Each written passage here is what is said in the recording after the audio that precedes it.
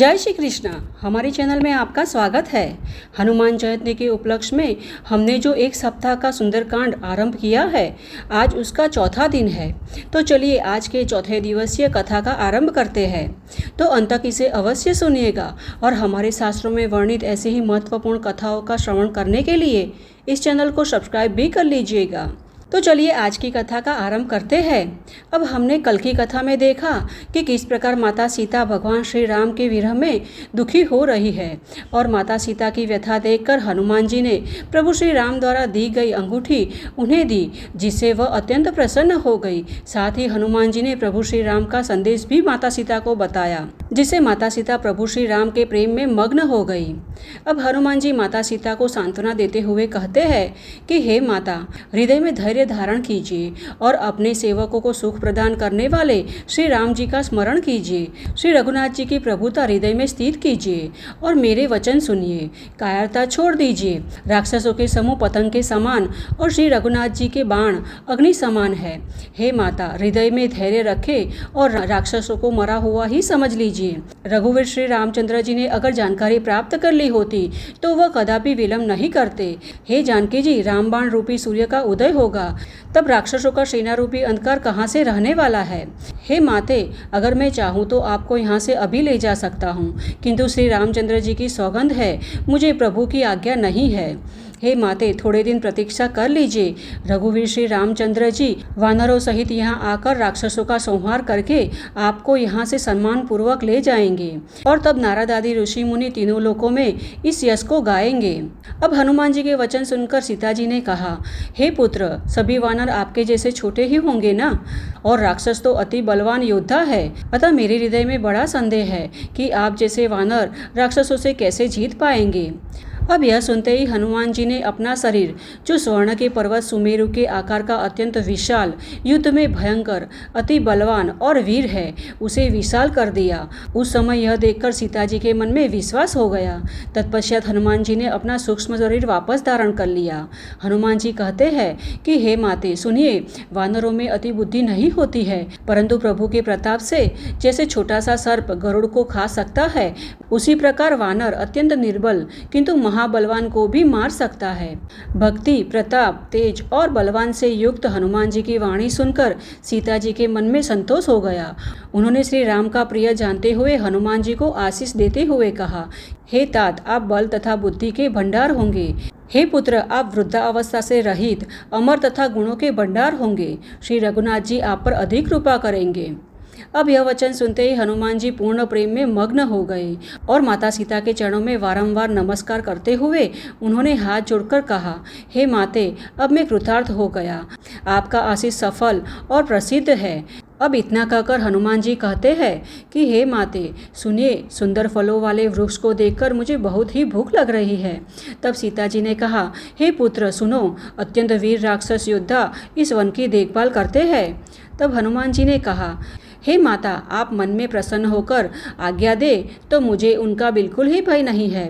अब हनुमान जी को बुद्धि तथा बल में निपुण देखकर सीता जी ने कहा, हे तात, जाओ, श्री रघुनाथ जी के चरण कमलों को हृदय में धारण कर मधुर फल खाओ। अब सीता माता की आज्ञा पाते ही हनुमान जी ने माता को प्रणाम करके वन में प्रवेश किया और फिर वहां अनेक मधुर फल खाने लगे। एक के बाद एक वृक्ष में लगे सभी फल को उन्होंने खा लिया।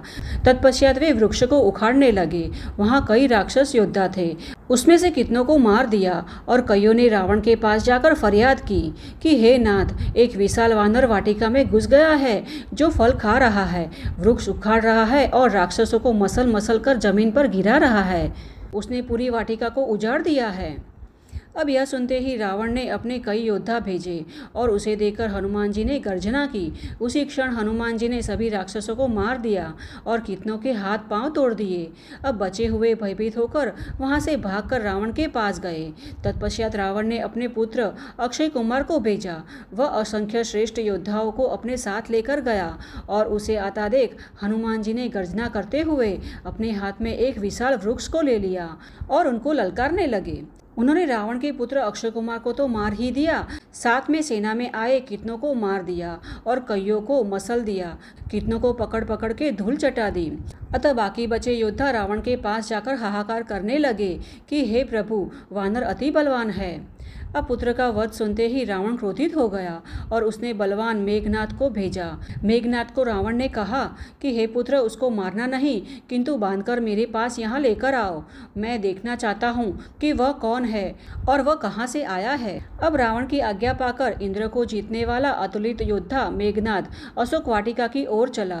भाई की मृत्यु के समाचार सुनकर उसे अत्यंत क्रोध आ रहा था, अतः वह शीघ्र ही अशोक वाटिका में पहुँच गया। अब हनुमान जी ने उसे आता देखा तो उन्होंने सोचा कि अब भयानक योद्धा आ रहा है।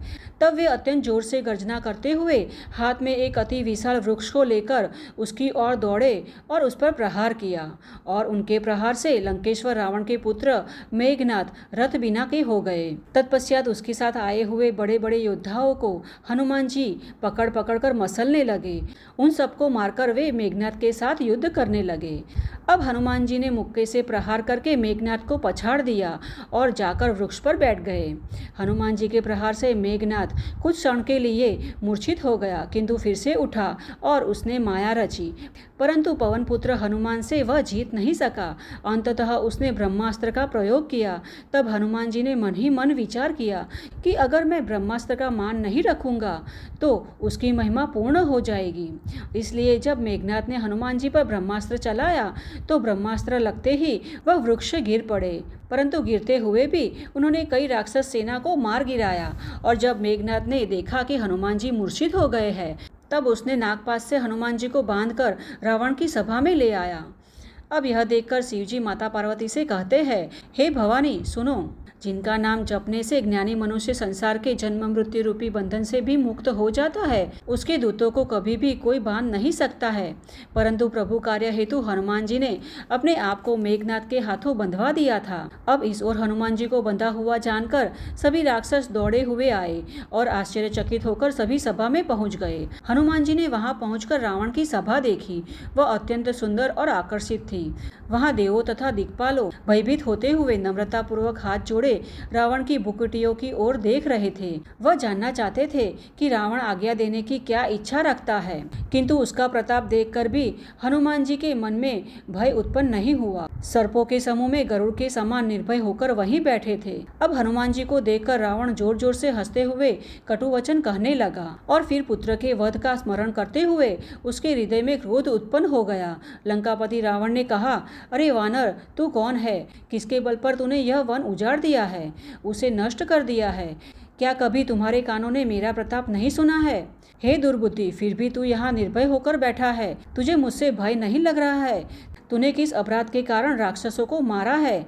हे वानर, तुझे अपने प्राणों के लिए तनिक भी भय नहीं है? तब हनुमान जी ने कहा, हे रावण सुनो, जिनके बल से ही माया संपूर्ण ब्रह्मांड समूह को रचती है, जिनके बल से ही हे 10 मस्तक वाले ब्रह्मा विष्णु तथा महेश्वर क्रमशः सृष्टि का सृजन पालन तथा संहार करते हैं, जिनके बल से हजारों मुख वाला शेषनाग अपने फन पर पर्वत तथा वन सहित समस्त ब्रह्मांड को धारण करता है, जो देवों की रक्षा हेतु अनेक देह धारण करते हैं और तुम्हारे जैसे मूर्ख को शिक्षा देते हैं, जिन्होंने शिव का कठोर धनुष तोड़ा है और साथ ही राजाओं के समूह का गर्व भी तोड़ा है, जिन्होंने खर, दूषण, त्रिसरा तथा वाली को मौत के घाट उतारा है, जो संपूर्ण अतुलित बलशाली है, जिनके लेस मात्र बल से अर्थात शंकर द्वारा दिए गए बल से तूने इस समस्त चराचर जगत को जीता है और जिनकी प्रिय पत्नी का हरण किया है, उनका ही मैं दूत हूँ। हे रावण, मैं आपकी प्रभुता अच्छी तरह जानता हूँ। सहस्त्र बाहु सहस्त्रार्जुन के साथ आपने युद्ध किया था तथा बाली को युद्ध में हराकर यश की प्राप्ति की थी। अब इस प्रकार हनुमान जी के मार्मिक वचन सुनकर रावण ने उसे हंसी में उड़ा दिया। आगे हनुमान जी कहते हैं कि हे राक्षसों के स्वामी, मुझे भूख लगी थी, अतः मैंने फल खाए और वानर स्वभाव के कारण वृक्षों को भी उखाड़ दिया। निशाचरों के पति, हे रावण, अपना देह तो सभी को प्रिय होता है। वे दुष्ट राक्षस जब मुझे मारने लगे तब उन्होंने मुझ पर प्रहार किया। तब जिन्होंने मुझ पर प्रहार किया उस पर मैंने भी प्रहार किया, और अब तुम्हारे पुत्र ने मुझे बांध दिया है। किंतु मैं इस प्रकार बन जाने से जरा भी लज्जित नहीं हूँ, क्योंकि मैं तो मेरे प्रभु का कार्य करना चाहता हूँ। हे रावण, मैं हाथ जोड़कर तुझसे विनती करता हूँ, तू अभिमान छोड़ दे, मेरी बात मान। तू अपने पवित्र कुल का तो विचार कर और ब्रह्म को छोड़कर भक्त के भय को हरने वाले भगवान को भज। जो देवता राक्षसों और समस्त चराचर को खा जाता है, वह काल भी उनसे भयभीत होता है। उनके साथ कभी बैर नहीं रखना चाहिए, और मेरे कहने पर जानकी माता को वापस लौटा दे।